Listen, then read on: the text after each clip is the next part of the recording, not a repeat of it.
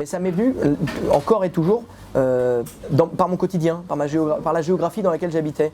J'habitais à Bobigny et j'avais pris la ligne 5 pour aller à Place d'Italie, qui était le terminus. Et je me suis dit, tiens, je vais aller au quartier latin manger un panini, quoi, tout bêtement, hein, c'était aussi con que ça, j'ai 15 ans. Et je me retrouve à Place d'Italie, devant Galaxy, tout est froid, il n'y a rien d'italien, c'est pas du tout le quartier latin dont on parle, qui est évidemment plus bas. Et donc pour moi je me suis dit mais c'est un mensonge alors cette station, ça n'a rien à voir avec l'Italie, pourquoi ça s'appelle Place d'Italie? Et j'ai croisé un monsieur qui m'a dit mais parce que autrefois c'était le chemin pour aller en Italie. C'est l'ancêtre en fait, l'avenue d'Italie et l'ancêtre de la route de Fontainebleau, enfin avant c'était la route de Fontainebleau qui encore avant était la Nationale 7, c'est le point de départ de la Nationale 7, route qui mène à Rome et en Italie. Donc finalement la Place d'Italie c'est pas le quartier latin mais c'est quand même un rapport direct avec les voies romaines qui menaient en Italie. Donc je me suis dit, ok d'accord, chaque station de métro a un message, peut-être pas évident, mais c'est l'occasion de belles enquêtes et de belles énigmes.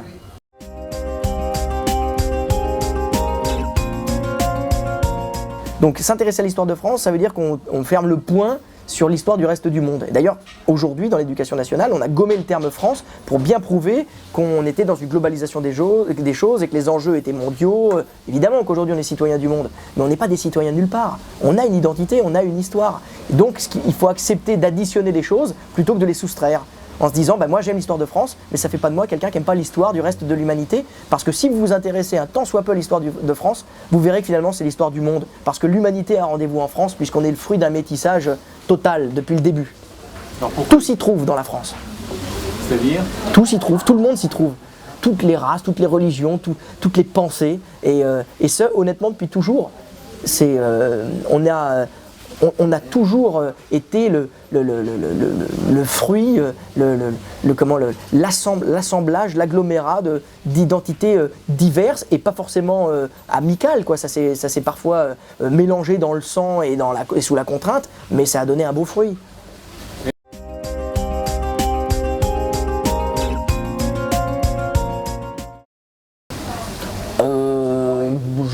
J'en pense du bien quand il s'agit pour moi de... Vous savez, moi j'ai grandi à côté d'une fonderie qui s'appelait Granderie, à Sablé-sur-Sarthe, je la nomme. C'était une fabrique de roulement à billes. Et quand j'étais petit, je me souviens, enfant, j'étais rythmé par les sonneries, par l'appel, par les mecs qui embauchaient, il y avait un haut-parleur qui est une espèce de sirène de pompier là, qui hurlait, ça voulait dire qu'il était 8 h et les mecs qui devaient embaucher, et par après les odeurs de métaux en fusion. Et j'ai vécu avec cette proximité du labeur. J'imaginais les mecs bosser, j'imaginais les gens s'activer, bouillonner, et c'est la vie tout ça, c'est le dynamisme. Donc quand je vois aujourd'hui cette ville où la fonderie existe encore, je suis heureux parce que j'ai la sensation que ça vit encore, qu'il y a encore un dynamisme, il y a encore de l'activité. Il y a de plus en plus de friches industrielles autour de nous, et ça m'effraie, parce que ça c'est un mouroir.